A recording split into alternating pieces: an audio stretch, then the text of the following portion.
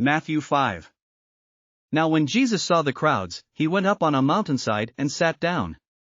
His disciples came to him, and he began to teach them. He said, "Blessed are the poor in spirit, for theirs is the kingdom of heaven.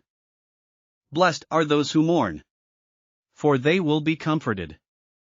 Blessed are the meek, for they will inherit the earth. Blessed are those who hunger and thirst for righteousness, for they will be filled. Blessed are the merciful, for they will be shown mercy. Blessed are the pure in heart, for they will see God. Blessed are the peacemakers, for they will be called children of God. Blessed are those who are persecuted because of righteousness, for theirs is the kingdom of heaven.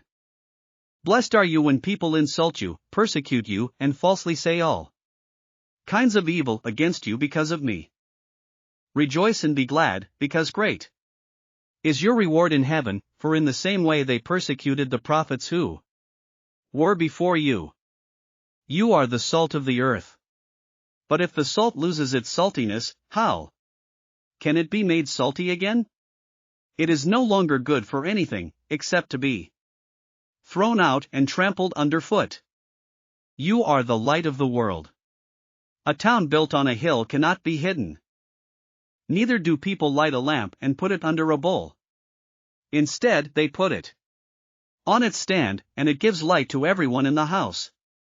In the same way, let your light shine before others, that they may see your good deeds and glorify your Father in heaven. Do not think that I have come to abolish the law or the prophets. I have not come to abolish them but to fulfill them. For truly, I tell you, until heaven and earth disappear, not the smallest letter, not the least stroke of a pen, will by any means disappear from the law until everything is accomplished. Therefore anyone who sets aside one of the least of these commands and teaches others accordingly will be called least in the kingdom of heaven, but whoever practices and teaches these commands will be called great in the kingdom of heaven. For I tell you that, unless your righteousness surpasses that of the Pharisees and the teachers of the law, you will certainly not enter the kingdom of heaven. You have heard that it was said to the people long ago, "You shall not murder, and anyone who murders will be subject to judgment."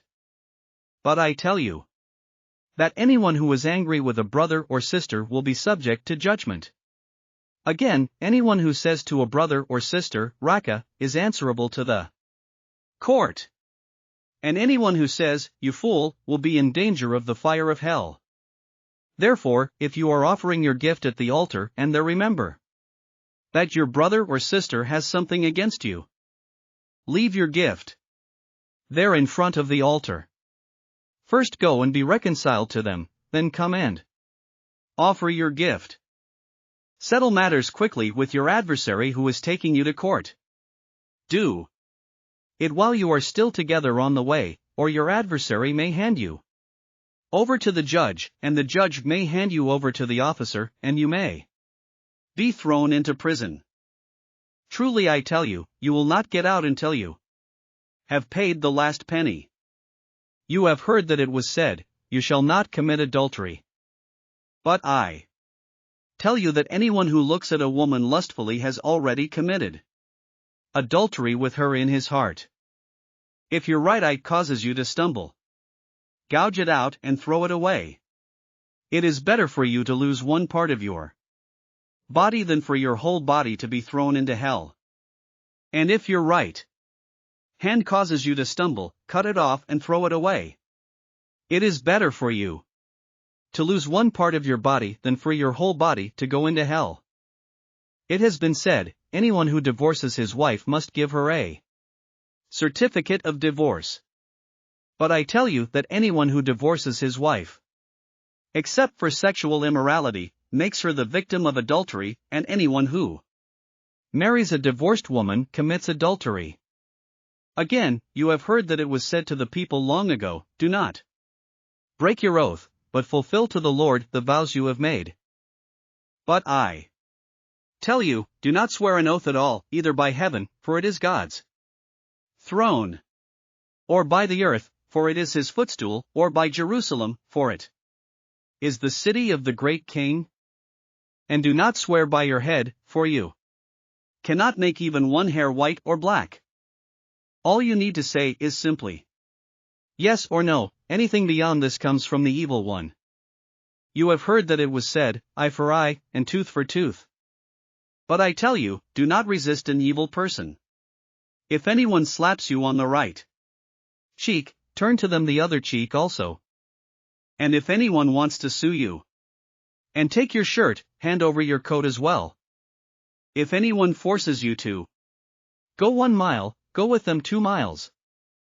Give to the one who asks you, and do not turn away from the one who wants to borrow from you. You have heard that it was said, love your neighbor and hate your enemy. But I tell you, love your enemies and pray for those who persecute you, that you may be children of your Father in heaven.